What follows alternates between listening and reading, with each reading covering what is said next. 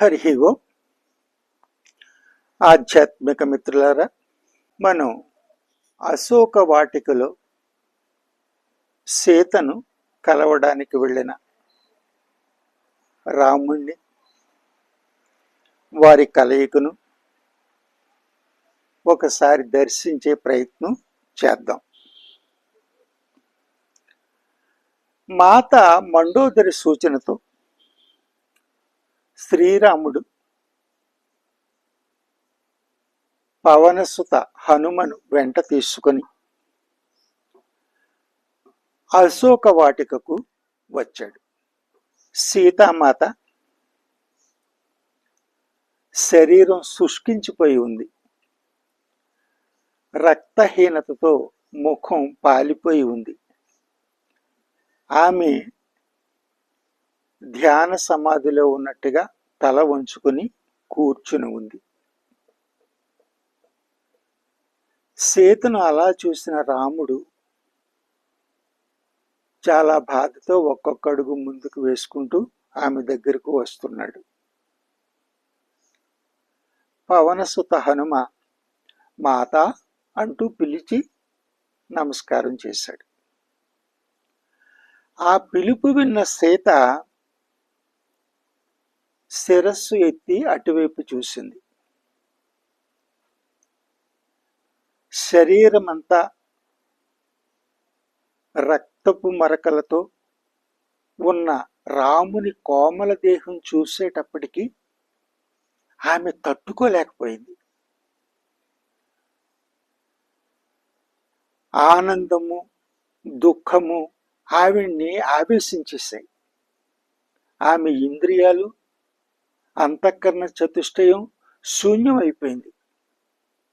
ఇంతకాలము రాముడు వస్తాడన్న నమ్మకంతో అనేక నెలలు ఎదురు చూసింది.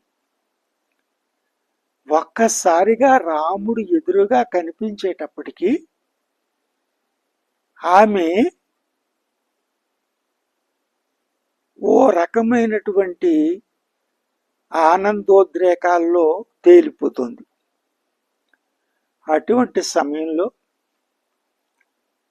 రాముడు సీత అంటూ ముందుకు అడుగులు వేసుకొస్తున్నాడు. ఆమె వృక్షం సహాయంతో లేచి నిలబడే ప్రయత్నం చేసి రాముని ముందుకు రావాలని ప్రయత్నం చేస్తుంటే ముందుకు తూలిపోయింది. ముందుకు తూలి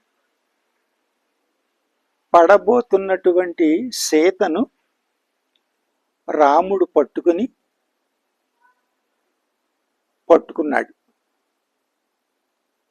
సీత అతని భుజంపై వాలిపోయింది.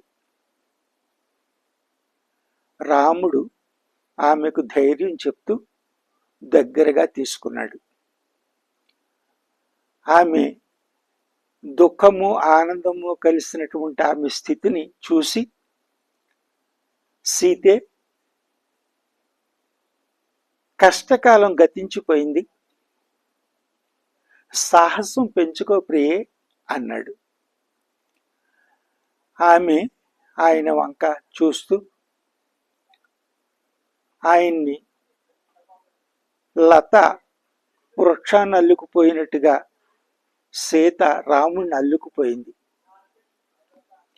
తను ఎక్కడ ఉన్నాను, ఏం చేస్తున్నాను అనేటటువంటి ఆలోచన కూడా ఆమెకి లేదు. నెమ్మదిగా ఆమెను ప్రశాంతంగా కూర్చోబెట్టి ఆమెకు ధైర్యం చెప్తుంటే సీత రాముని పాదాలను తాకాలని ప్రయత్నం చేసింది. రాముడు వారిస్తుంటే, ప్రభు, ఈరోజు నాకు ఈ సుఖాన్ని దూరం చేయకండి అంది. అప్పుడు సీత రాముని పాదాలకు నమస్కారం చేసి చరణధూళిని బొట్టుగా ధరించింది. శ్రీరాముడు తన వక్షస్థలం నుండి స్రవిస్తున్నటువంటి రక్తాన్ని కుడి చేతి బొటనవేలుతో తీసి సీత పాపిటిలో సింధూరంగా అలంకరించాడు.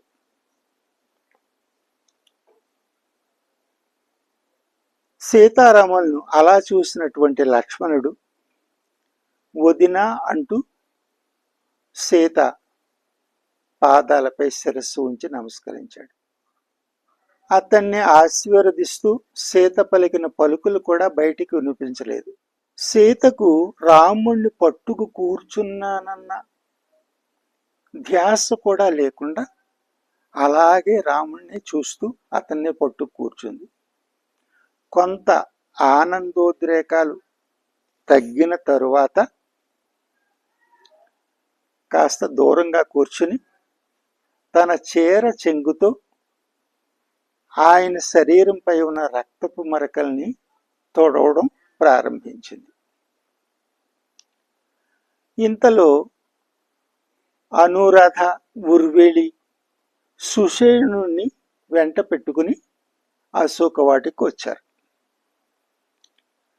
సుషేణుడు రాముని యొక్క గాయాలకు మందు పూసి సీతకు బలానికి ఔషధ సేవను చేయించాడు.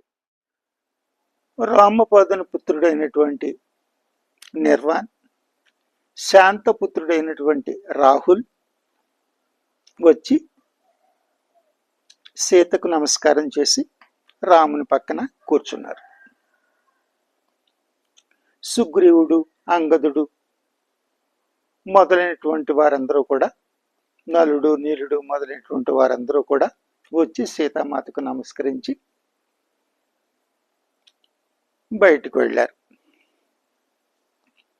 సీత కొంత తేరుకున్న తర్వాత మండోదరి రావణుల పుత్రిక అయినటువంటి అనురాధను, విభీషణ సురమల పుత్రిక అయినటువంటి ఉర్వేలిని రామునికి పరిచయం చేసింది. వీరిద్దరూ తమ తల్లుల ప్రేరణతో ఆహార పానీయాలు, కందమూలాలు తీసుకొచ్చి వాటిని నేను స్వీకరించేలా చేసి నాతో పాటు ఈ శింసుపా వృక్షం కిందే గంటల తరబడి సత్సంగం చేసుకుంటేవారు అని చెప్పింది. శ్రీరాముడు వారిద్దరికీ కూడా ఆశీర్వాదం చేశాడు. ఆ తర్వాత నేను లంక వచ్చిన దగ్గర నుంచి ఇంతవరకు త్రిజట, సుజట అనేటటువంటి రాక్షస కన్యలే నాకు అన్ని విధాల సౌకర్యంగా చూశారు వీరు అని చెప్పి వాళ్ళని పరిచయం చేసింది. వాళ్ళు రాముడికి నమస్కారం చేశారు. ఆ తర్వాత కాస్త ఓపిక రాగానే బయట ఉన్న వారందరికీ, ఆర్యావర్తం నుంచి అనేక ప్రాంతాల నుంచి వచ్చినటువంటి రామునికి సహాయంగా వచ్చినటువంటి వీరులందరూ సీతామాతను దర్శించాలనుకుంటున్నారని చెప్పగానే రాహుల్ నిర్వాహకులు రథాన్ని తీసుకొచ్చారు. సీతామాత రథం మీద కూర్చోవడానికి కూడా ఓపిక లేని స్థితిలో ఉంది కనుక త్రిజట, సుజటల సహకారంతో ఆమెను రథం ఎక్కించి బయటికి తీసుకొచ్చారు. రాముని ధర్మయుద్ధంలో పాల్గొన్న వారందరూ కూడా సీతామాత దర్శనం చేసుకున్నారు. అక్కడి నుంచి యుద్ధకాలమంతా రాముడు నివసించినటువంటి దొంబులా గుహకు రథాన్ని తీసుకుని వీళ్ళందరూ పయనమయ్యారు. అక్కడికి తీసుకువెళ్ళి దొంబులా గుహ తీసుకువెళ్ళగానే కుశలు పరిచినటువంటి ఆసనం పైన సీత విశ్రాంతి తీసుకుంది. అనురాధ, ఉర్వేలి ఆహార పానీయాల్ని అందజేశారు. గుహ రక్షణ బాధ్యతలు రాహుల్ నిర్వాహణ తీసుకున్నారు. అక్కడ వాళ్ళు విశ్రాంతి తీసుకుంటూ ఉంటే అందరూ కూడా వారి దగ్గర సెలవు తీసుకుని బయటికి వెళ్ళారు. హరి ఓం.